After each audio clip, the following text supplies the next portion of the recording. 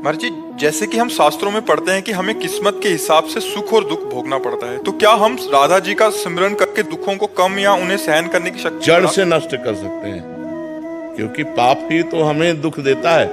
और हमारा नाम जो भगवान नाम है, नाम संकीर्तनम यस्य सर्व पाप प्रणाशनम प्रणामो दुख शमनम तम नमामि हरिम परम। जिन भगवान को प्रणाम करके नाम जप करने से, नाम कीर्तन करने से सारे पाप नष्ट हो जाते हैं। स्वयं भगवान ने गीता जी में कहा, सर्वधर्मान परित्यज्य मामेकम शरणम ब्रज, तो अहम त्वाम सर्व पापेभ्यो मोक्षयिष्यामि मा शुचा। यदि तुम मेरी शरण में आ जाते हो, सब धर्मों का त्याग करके एकमात्र केवल मेरी शरण लेते हो, मेरा भजन करते हो, तो मैं तुम्हें सब पापों से मुक्त कर दूंगा। तो जब सब पापों से मुक्त हो जाता है, तभी तो परमानंद में डूबता है, तभी तो अचिंत्य आनंद में डूबता है, तभी तो नित्यानंद विज्ञानानंद घन परम सुख को प्राप्त होता है। नहीं तो कैसे प्राप्त हो पावे। तो हम नाम जप के बल से सर्व पापों को मिटाकर परम पद को प्राप्त कर सकते हैं। पर यह है कि अब जैसे हमारा 500 ग्राम पाप है और अभी हमारा जप हुआ है 50 ग्राम, तो हमें अनुभव में नहीं आएगा, क्योंकि 450 ग्राम वजन हमारा भी जो अब हमारा जब 600 ग्राम होगा, तब सब विध्वंस होकर परमानंद की अनुभूति हो जाएगी। इसलिए हमें नाम जप बढ़ाते रहना चाहिए।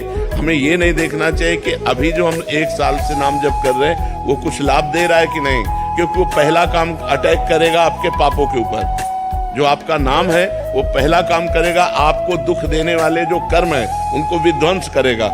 अब आपका भजन बढ़ता चला जाए और वो सर्व रूप से विध्वंस हो जाए, तब आपको आनंद की प्राप्ति होगी। इसीलिए नाम परमानंदमय है, लेकिन प्रारंभ में किसी को परमानंद का अनुभव नहीं होता। जैसे मिश्री मीठी होती है, लेकिन किसी को पित्त रोग हो और मिश्री पवाई जाए तो कड़वी लगेगी, लेकिन वही मिश्री रोज पाता रहे तो पित्त का समन होकर वो मीठी लगने लगेगी।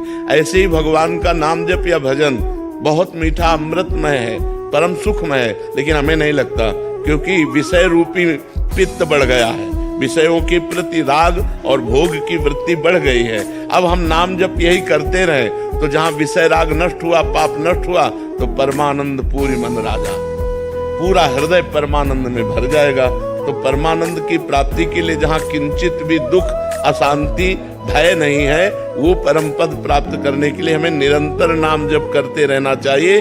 हमें परिणाम में रुकना नहीं चाहिए। हो सकता है आप बहुत सुंदर नाम जप कर रहे हो और आपको भोगने के लिए दुख मिल रहा है, क्योंकि पूर्व का पाप अटैक कर रहा है इस समय। तो हमको चुपचाप दुख भोगते हुए नाम जप नहीं छोड़ना चाहिए। तो नाम जप समस्त दुखों का नाश करके परम सुख की प्राप्ति करा देगा, परम शांति की प्राप्ति करा देगा।